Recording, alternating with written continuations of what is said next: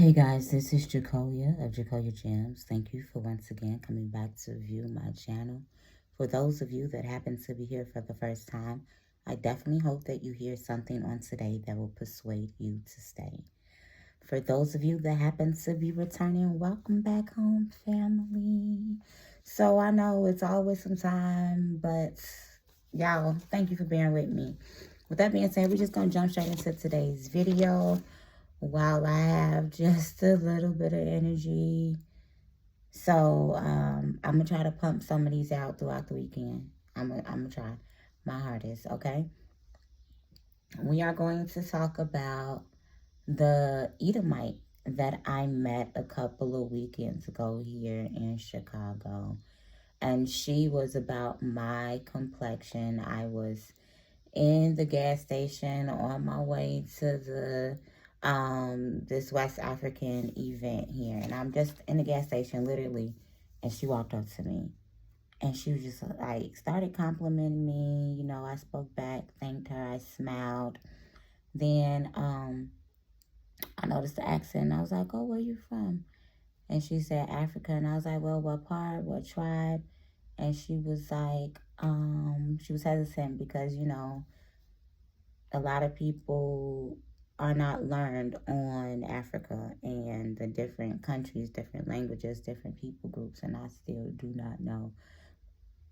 You could fit a thimble full of what it is that I know about that great place. And so then she began to tell me that she was from Edo land. And I said, oh, really?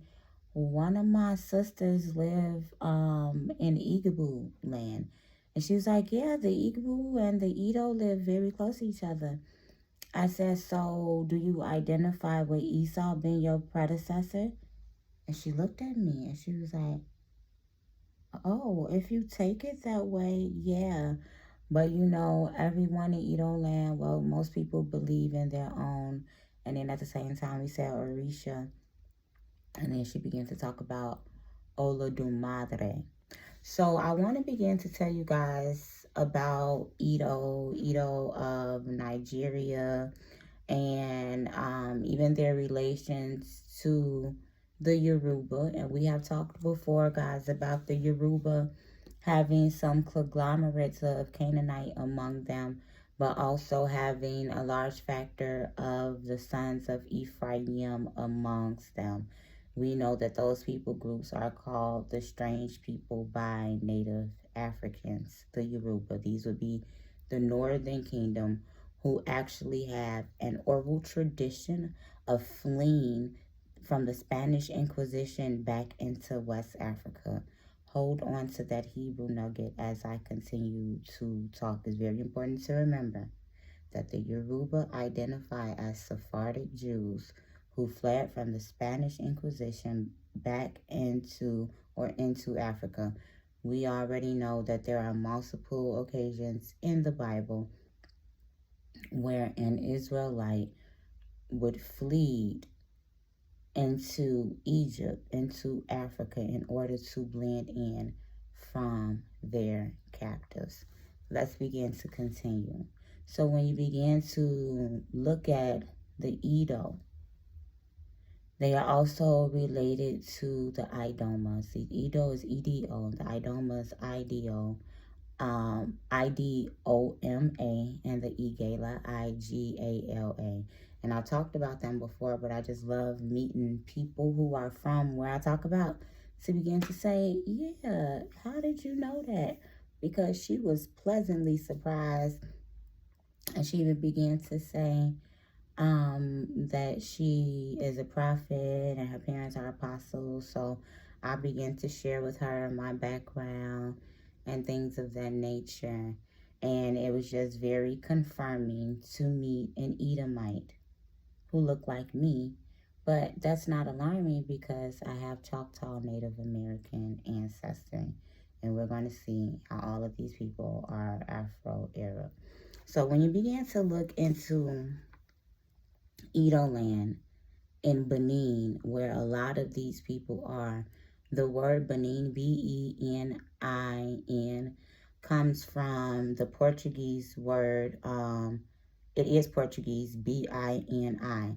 And we'll begin to look into this word with the Hebrew meaning, B-E-N-E. It means son or boy.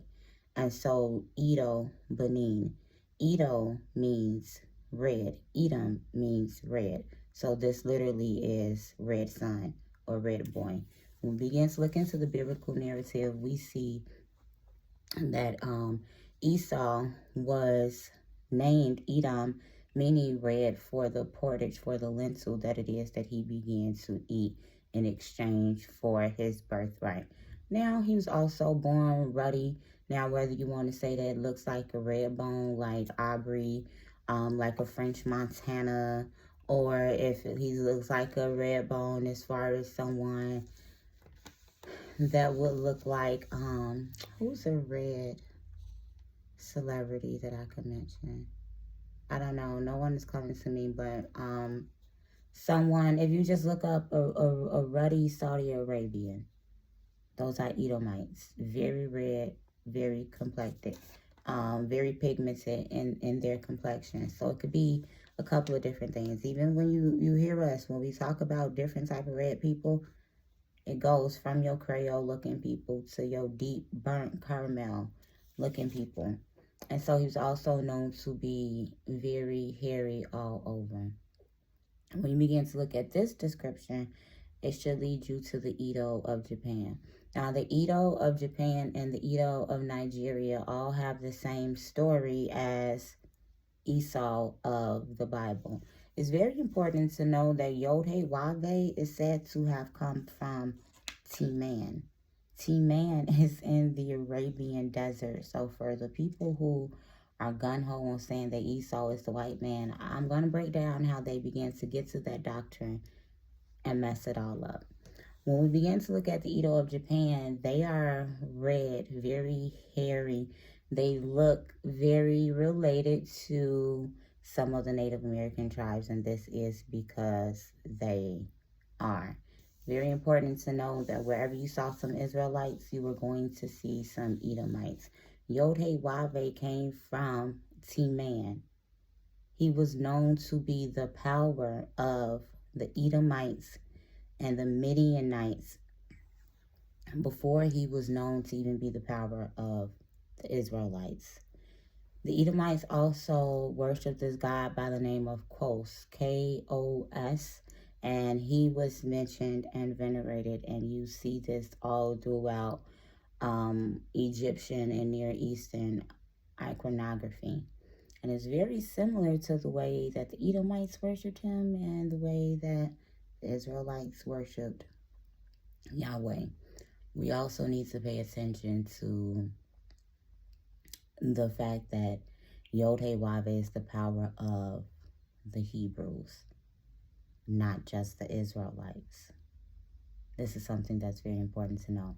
So when you begin to look at the Edo of Nigeria, what color do you guys think they're represented by? They wear a red tunic, red anklets, red necklaces, red waist beads, red bracelets. Their color to represent them is red, and they look just like quote unquote regular Negroes. We have to know that there are many Negro groups, many Hebrew groups, and it's important to put the title of the predecessor on who you come from as a Negro. It's also important to know that majority of us here in the Americas have some Edomite blood in us, whether you want to know, whether you want to admit or not, because a lot of us have Native American ancestry mixed with Elevatine Jew, which are the Jews that never left Egypt, stayed in West Africa, continued to keep the pre-exilic practices like you see with the Igbo and stuff, who still slaughter the animals, still keep the circumcision, this, that, and the other. And then some of them were pushed down into slavery through this transatlantic slave trade. You have your Sephardim, who knew who Christ was. And they're the ones who began to come in and to convert the Elephantine to begin to introduce sin. Then you have those who were forcibly converted to Islam and to Christianity, who came over here as freed man and freed woman. after the French Revolution, the Spanish Inquisition, so on and so forth. There are many different, even Israelite groups. Like, history is deep, y'all. So when we begin to look at the worship of Quos, we also have to look at the Edo name of their god being Osanuabo no Guda, meaning God Almighty. And I just find it interesting that the Osa, Quos, the OS, is very prominent throughout this worship, but we also see God Almighty, and he's thought to be omnipresent, omniscience, and omnipotent. Is this not how some theologians begin to describe the power of the Bible, all seeing, all present, all knowing? When we begin to look at the different land masses of Benin, one of them is Isoka, and it reminds me of Isaac. And the other name for their God Almighty is Hoba. Now that's funny, Hoba, that could sound like Jehovah, but when you look at we know that that means light. And the divination system that the priests began to use is called Urim and Thummim. The divination system that is used greatly amongst the Edo, the Yoruba, is called the Ifa system. We will also begin to see that is the origins of these Hebraic people. And Hoba can begin to go back into Hebrew, Igbo, Hebrew, Eber.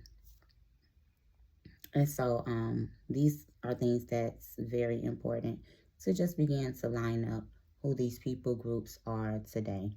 When we began to look into Esau, as I mentioned, when people like to compare him and say that he is the white man, the reason why this begins to happen is because in the Grecian captivity, that 400-year gap that we see that the Christian church begins to talk about, excuse me, that I've talked about before, where we were in Greco-Roman captivity. And some Israelites were living autonomously off on their own, called the Hasmonean dynasty. And they had their own army, own farm, own everything. Just like my grandfather did, Mayor Leonard Holiday, Morrisville in London under King James rule.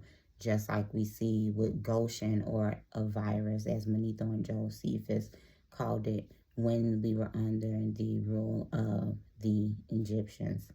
Now, when we began to look at the Hasmonean dynasty, they began to go in and forcibly convert some Edomites to the Jews' religion. So then you had some Edomites who were in power and who were in rule as well. And we will see this being present and played out in the Greek New Testament. But we know that originally the book of Matthew was written in Aramaic, and Christ spoke Galilean Aramaic. So when we began to see that Alexander the Great and Antiochus Epiphanes, this Greco-Roman rulership was going on for all of these years. And then the Antiochus Epiphanes came in while we were in Greco-Roman captivity and began to put pigs on our temple, began to erect a statue to Zeus, and this is how we ended up beginning to have to rededicate the temple with the Feast of Lights, which is actually linked to a Persian feast, and we got that Persian influence when we were in Persian captivity, when you see King Xerxes and Cyrus allowing the rebuilding of the temple and the rediscovering of the law, so on and so forth. So when we began to see the Israelites come out of that captivity, you would have whom we know to be Herod. And when we began to look at King Herod, Herod was not only an Edomite, but he was a Nabatean. These are two different Arabic group of people. The Nabateans were birthed out of Hagar and out of Ishmael. So you got some more ruddy, red, black people who can look like, you know, the many phenotypes that we have. They likely had the looser, curlier of the hair. He probably looked more so Hispanic, more so Italian, more so, you know, of that end of the Sephardic spectrum, being an Nabatean and being an Edomite mixed in together. So when the Herodian dynasty ended, Greece came in. And this is where you have the confusion, because in history, you will see that Edom begins to disappear. So then people begin to say that Esau is the white man. But the reason that the disappearance began to happen is because of the forceful conversion that the Jews had over the Edomites in Greco-Roman captivity. So the Edomites ended up becoming the Jews that you see today. Line up on line, precept on precept. Here a little, there a little. And this is what happens when I go outside. I ask people who they are and 1 or 2 questions to confirm my studies. And then I pull out my phone and attempt to make some videos to prove things to be what they are. Thank you once again, y'all. This is Jacoya or Jacoya Gems, signing off. Food for thought.